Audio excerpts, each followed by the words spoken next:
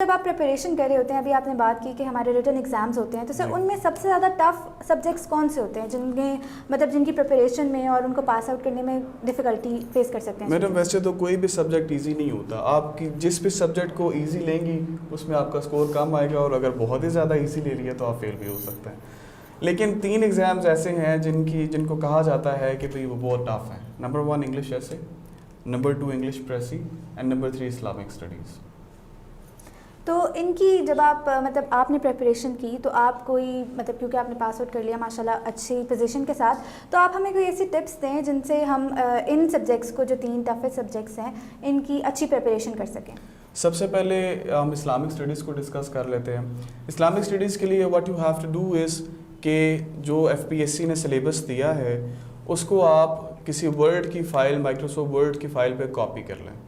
पिछले 10 साल के पास पेपर्स खोलें और हर पास पेपर का हर क्वेश्चन देखें कि जी 2010 में ये क्वेश्चन नंबर 2 जो था वो सिलेबस के किस हेडिंग में फॉल करता है।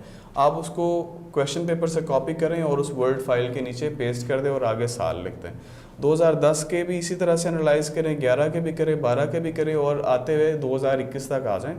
जब आप ये एनालिसिस पूरा कर लेंगे तो आपको पता चल जाएगा कि इस्लामिक स्टडीज़ कि किस टॉपिक में से किस किस तरह के क्वेश्चंस आ चुके हैं, किस टॉपिक को किस डायमेंशन से एग्जामिनर कवर कर चुका है, कौन से टॉपिक्स ज़्यादा पूछे जाते हैं, कौन से टॉपिक्स कम पूछे जाते हैं। तो आपको बहुत फेयर आइडिया हो जाता है कि किन टॉपिक्स पे आपने ज़्यादा तवज्जो देनी है, किन टॉपिक्स पे थोड़ी रिलेटिवली कम तवज्जो देनी है, और किसको किस किस डायमेंशन से किसी टॉपिक को पूछा जा सकता है और आपने उसको तैयार करना है।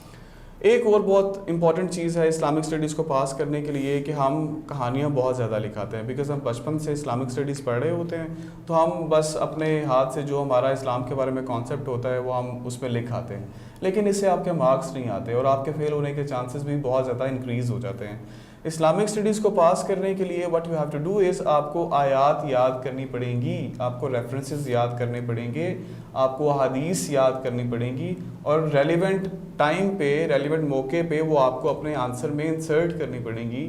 आपको उनका रेफरेंस देना पड़ेगा। एक बहुत इंपॉर्टेंट चीज़ ये है कि जो नॉन मुस्लिम्स ने इस्लाम की फेवर में बुक्स लिखी हैं या जो नॉन मुस्लिम्स की इस्लाम की फेवर में कोटेशंस हैं, उनको लाजमी प्रिपेयर कीजिए और अपने आंसर में किसी न किसी जगह उसको फिट इन कर दीजिए जहाँ पे उनकी ज़रूरत हो। इससे एग्जामिनर पे एक बहुत अच्छा इंप्रेशन जाता है कि he is the person who has written the exam is a well read person।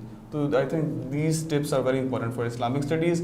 उसके अलावा मैं समझता हूँ कि कोई जब आप नोट्स बना रहे होते हैं तो आप स्टोरीज़ ना लिखें, आप सिर्फ आयात, हदीस, हेडिंग्स और वो जो मैंने आपको कोटेशंस बताई हैं, ये 4-5 चीज़ें ही अगर आप लिख लेते हैं तो ऑन द स्पॉट एग्ज़ाम में बैठ के आप उसकी जो थ्योरी है वो खुद से लिख लेंगे, लेकिन आयात आप खुद से नहीं लिख सकते। तो जो याद करने वाली चीज़ है वो आयात, हदीस और कोटेशंस वगैरह।